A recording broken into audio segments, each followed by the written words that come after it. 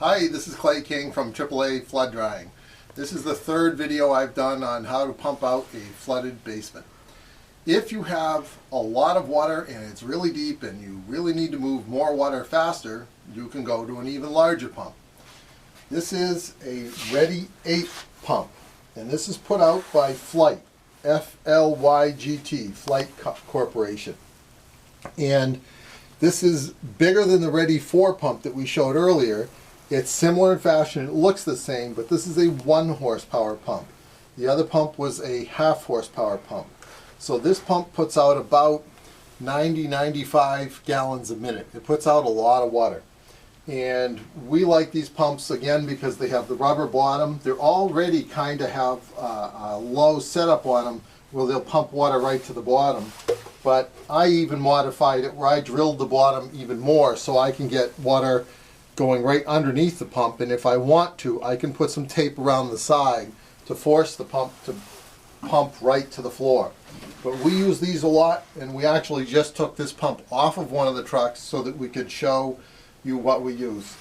It comes with a really nice long extension cord that comes with it. So this has like about 50 feet of cord, which is very handy as far as you don't have to have an extension cord joint to fall in the water, which could cause a problem. So you should keep the cord up out of the water as best as you can.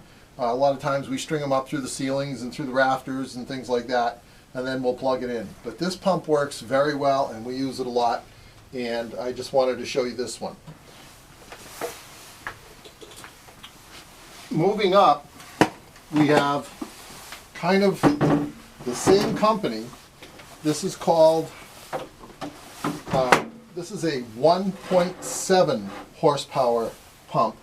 It is also made by the Flygt company, and we have modified this one by putting the rubber skirt around the bottom. We even drilled some more holes around the base, and we drilled some more holes in the bottom of the pump so that we can get the water up through the bottom. This pump removes about 130 gallons a minute on an electric pump. This is the most horsepower, or the largest horsepower pump you can purchase that you can plug into a 20 amp circuit. You can't plug this into a 15 amp circuit, it won't work. This pumps about as much water as a 5 horsepower gasoline engine pump will remove. And it is very powerful. We commonly hook this pump to one of these hoses for maximum removal of the water. And that way the hose can't kink, and all the water that this pump is putting out, we get out the end of the hose. This pump pumps so powerfully that these little grooves in between the hose actually expand, and this hose becomes longer. And you can see that in the video we did we were pumping out water in Cambridge.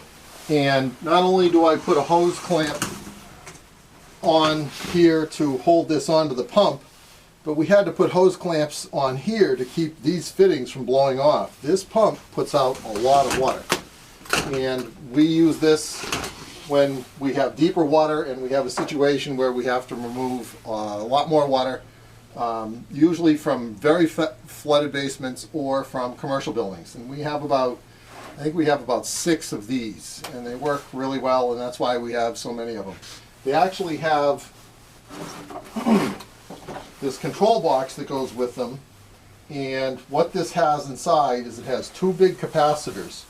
And one capacitor is to start the pump because of the start amperage that it takes, and the other capacitor is called a run capacitor. Without these 2 capacitors, you cannot have this large a pump on only a 20 amp circuit. And you really should use about a 10 gauge extension cord when you're using this pump. It pulls a lot of power, and it works very, very well. Something I forgot to show in some of the other videos is that when you're using one of these pumps, these larger pumps, and you're going to put them down in a basement or down in an elevator shaft or wherever you're going to put it, you don't want to really be pulling on the extension cord to lift the pump. You really want to get a piece of rope and put a piece of rope on your pump handle, and that way if you have to lift the pump up out of the pit, you're pulling on the rope. Don't pull on the hose, don't pull on the extension cord. Something else that you're going to really want to do is you're going to really want to have a Holy bucket. We just take a 5-gallon bucket and we drill a whole bunch of holes in it, and this keeps a lot of debris out of the pump and allows the pump to run longer, because you're always going to have debris. So we normally have the bucket and we have the pump in the bucket, and usually we'll have a rope on the bucket and a rope on the pump for lifting them up out of basements and elevator shafts and wherever we have to put them. And you really need to use the rope. And as with the other video that I said, even though you can pump faster, you might not always want to pump all the water out at once. You have to take into account structural failure, if that could be a problem. Hope this helped you out in your pumping situations with flooded basement in commercial buildings. This is Clay King from AAA Flood Drying in Westford, Mass.